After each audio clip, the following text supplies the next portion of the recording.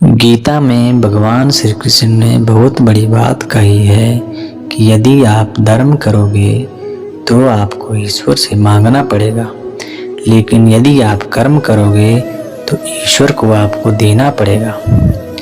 सही कर्म वह नहीं जिसके परिणाम हमेशा सही हो, अपितु सही कर्म वह है जिसका उद्देश्य कभी भी गलत ना हो। इसीलिए हमेशा सत्कर्म करते रहिए।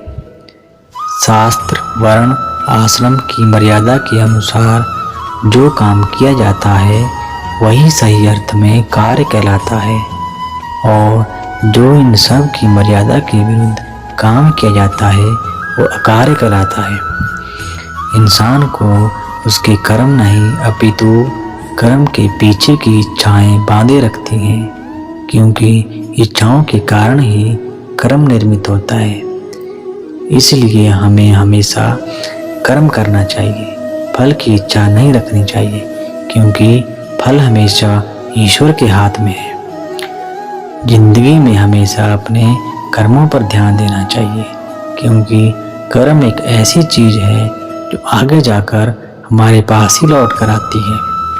कहते हैं कि कर्म तेरे अच्छे हैं तो किस्मत तेरी दासी है, और नियत तेरी अच्छी है तो घर में ही मथुरा काशी है। कोई मेरा बुरा करे वो उसका कर्म है, और मैं किसी का बुरा ना करूं ये मेरा धर्म है। कर्मों का खेल निराला है, यह लौट कर जरूर आएगा। जो आज तुम्हें रुला रहा है कल कोई और उसे रुलाएगा।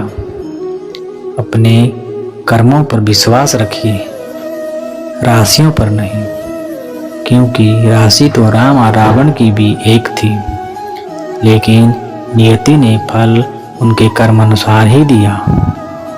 इसीलिए अच्छे कर्म करते रहिए, चाहे कोई सम्मान करे या ना करे, क्योंकि सूर्य जब उदय होता है तब करोड़ों लोग नींद में होते हैं, फिर भी सूर्योदय होता है। अगर आप अपने बच्चों के लिए कुछ कमाना चाहते हो तो अच्छे कर्म कमाइए, पैसे वो खुद कमा लेंगे। क्योंकि अगर आप अपने बच्चों के लिए करोड़ों की धन दौलत और संपत्ति इकट्ठा करते हो तो हो सकता है कि बाद में आपका बच्चा अज्ञानी निकले, तो वह चंद मिनटों में आपकी पूरी धन दौलत बर्बाद कर सकता है। इसलिए हमेशा अच्छे कर्म कमाइए, वही आपका और आपके बच्चे का मार्गदर्शन करेगा।